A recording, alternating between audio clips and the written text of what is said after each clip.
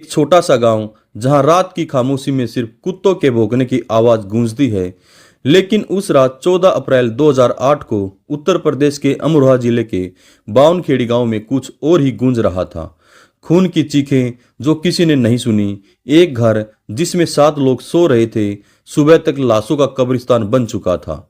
माँ बाप, भाई भाभी, मासूम बच्चा और एक रिश्तेदार, सबके गले कटे हुए, खून से लथपथ।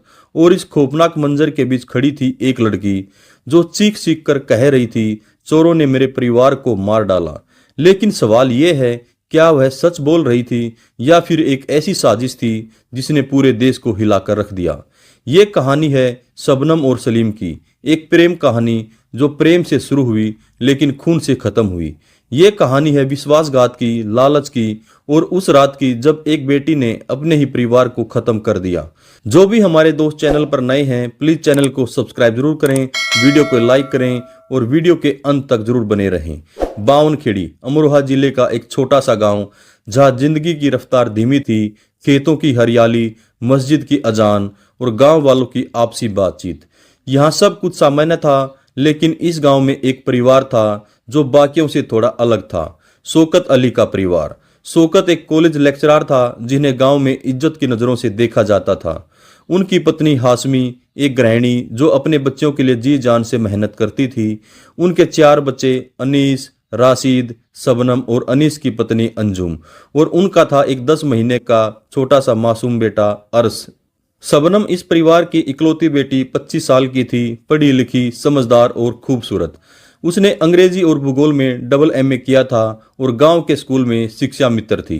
गांव की लड़कियां उससे प्रेरणा लेती थी, लेकिन शबनम की जिंदगी में एक तूफान आ रहा था जिसे कोई नहीं देख पाया। शबनम का दिल किसी और के लिए धड़कने लगा था। वो लड़का था गांव का जिसका नाम था सलीम, एक मजदूर का लड़का था जो 8वीं पास था। सलीम पठान बिरादरी से था जबकि शबनम सैफी बिरादरी की। दोनों के बीच न सिर्फ सामाजिक अंतर था बल्कि आर्थिक और शैक्षिक अंतर भी। शबनम का परिवार सलीम को कभी स्वीकार नहीं कर सकता था, लेकिन प्यार को कौन रोक पाया है। शबनम और सलीम की मुलाकातें गुप्त रूप से होने लगी, खेतों के किनारे, गांव के बाहर या रात के अंधेरे में। दोनों एक दूसरे के बिना जी नहीं सकते थे, लेकिन शबनम के परिवार को जब इस रिश्ते की भनक लगी तो घर में तूफान आ गया। शौकत ने साफ कह दिया, सलीम से रिश्ता तोड़ दो वरना अंजाम बुरा होगा। लेकिन शबनम का प्यार ऐसा था कि वो अपने परिवार की बात मानने को मना कर देती है। शबनम और सलीम के लिए अब रास्ता आसान नहीं था। शौकत ने शबनम पर नजर रखनी शुरू कर दी, उसकी हरकत पर सवाल उठाने लगे। अनीस और रशीद भी शबनम को समझाने की कोशिश करते थे, लेकिन वो सलीम के प्यार में इतनी अंधी हो चुकी थी उसे कुछ और नजर नहीं आता था। एक रात जब शबनम और सलीम गुप्त रूप से मिले, सलीम ने कहा, शबनम, तुम्हारा परिवार हमें कभी साथ नहीं रहने देगा। अगर हम साथ रहना चाहते हैं तो कुछ करना होगा। शबनम ने कहा, क्या करें? सलीम ने जवाब दिया, सोचो, अगर तुम्हारा परिवार न रहे तो कौन हमें रोकेगा। यह सुनकर शबनम सुन रह गई, लेकिन सलीम ने उसे समझाया, यह हमारी आखिरी उम्मीद है, तुम्हें सिर्फ एक रात के लिए हिम्मत दिखानी होगी। शबनम का दिमाग सुन्न हो गया। वो अपने परिवार से प्यार करती थी, लेकिन सलीम के बिना उसकी जिंदगी अधूरी थी। आखिरकार उसने हाँ कर दी। दोनों ने एक साजिश रची। योजना थी 14 अप्रैल की रात, जब गांव सो रहा होगा, शबनम अपने परिवार को खाने में नशीली गोलियां मिलाएगी। जब सभी बेहोश हो जाएंगे, सलीम आएगा और कुल्हाड़ी से सबकी हत्या कर देगा। हत्या को डकैती का रूप दिया जाएगा ताकि किसी को शक ना हो। शबनम ने बाजार से बेहोशी की गोलियां खरीदी। सलीम ने अपने दोस्त से एक तेज धार वाली कुल्हाड़ी उधार ली।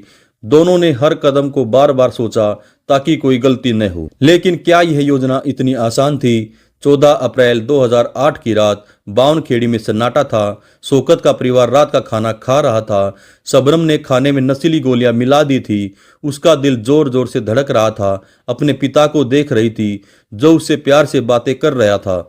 उसने अपनी माँ को देखा जो उसे हमेशा गले लगाती थी। अनीस, राशिद, अंजुम और मासूम अर्श सब टेबल पर थे, लेकिन शबनम का दिमाग कहीं और था।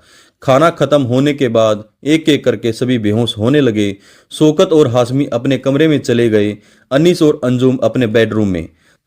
राशिद और रिश्ते की बहन राबिया जो उस रात घर आई हुई थी वो भी सो गई। शबनम ने सलीम को फोन किया, आ जाओ, सब सो गए हैं। रात के करीब 2 बजे सलीम कुल्हाड़ी लेकर शौकत के घर पहुंचा। शबनम ने दरवाजा खोला। दोनों ने पहले शौकत और हाशमी के कमरे में प्रवेश किया। सलीम ने कुल्हाड़ी उठाई और शौकत के गले पर वार कर दिया। खून की धार फर्श पर बहने लगी। हाशम की नींद खुली, लेकिन इससे पहले कि वो कुछ समझ पाती, सलीम ने उसका गला काट दिया। दोनों अगले कमरे में गए जहां अनीस और अंजुम सो रहे थे। सलीम ने दोनों की हत्या कर दी। फिर राशिद और राबिया की बारी आई। एक एक करके 6 लोग मारे गए, लेकिन तभी मासूम अर्श, जो सिर्फ 10 महीने का था, शबनम ने उसे चुप कराने की कोशिश की, लेकिन वो नहीं माना। सलीम ने कहा, यह हमें पकड़वा देगा। शबनम ने आंखें बंद की और सलीम ने अर्श का गला घोंट दिया। घर में अब सिर्फ खून और लाश थी। सलीम ने कुल्हाड़ी को तालाब में फेंक दिया।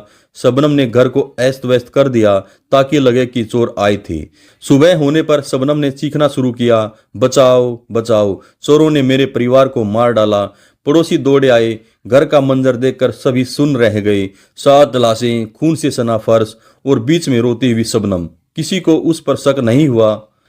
पुलिस आई। इंस्पेक्टर आरपी गुप्ता ने जांच शुरू की। शुरुआत में सबको लगा कि यह डकैती का मामला है, लेकिन पोस्टमार्टम रिपोर्ट ने एक बड़ा राज खोला। सभी मृतकों को हत्या से पहले नशीली दवा दी गई थी। सवाल उठा, अगर सब बेहोश थे तो शबनम क्यों नहीं? पुलिस ने शबनम की कॉल डिटेल चेक की। पता चला कि उसने रात में कई बार सलीम से बात की। सलीम को पूछताछ के लिए बुलाया गया। पहले उसने इनकार किया, लेकिन पुलिस की सख्ती के सामने वो टूट गया। उसने सारी साजिश कबूल कर ली और हत्या में इस्तेमाल की गई कुल्हाड़ी तालाब से बरामद कराई। 18 अप्रैल को शबनम और सलीम को आमने सामने बैठाकर पूछताछ की गई।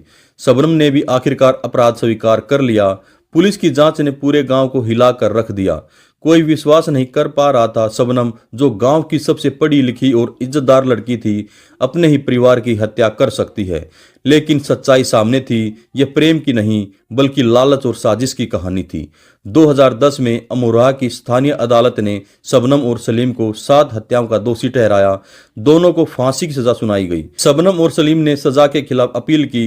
2015 में सुप्रीम कोर्ट ने फांसी की सजा को बरकरार रखा। 2020 में राष्ट्रपति ने उनकी दया याचिका खारिज कर दी। शबनम ने कई बार समीक्षा याचिकाएं दायर की, लेकिन सभी खारिज हो गई। इस बीच बावनी खेड़ी गांव में शबनम का नाम लेना भी डरावना हो गया था। लोग कहते थे शबनम ने न सिर्फ अपने परिवार को, बल्कि गांव की शांति को भी मार डाला। शौकत के घर में 7 कब्रें आज भी उस रात की गवाही देती हैं। शबनम के गर्भवती होने का खुलासा हुआ। जेल में उसने एक बेटे को जन्म दिया, जिसे बुलंदशहर के पत्रकार उस्मान सैफी और उनकी पत्नी ने गोद लिया। बच्चे को उसकी मां के अपराध के बारे में कुछ नहीं पता है। शबनम आज मथुरा जेल में है, जहां उसे फांसी देने की तैयारी की जा रही है। वो भारत की पहली महिला हो सकती है जिसे आजाद भारत में फांसी दी जाएगी।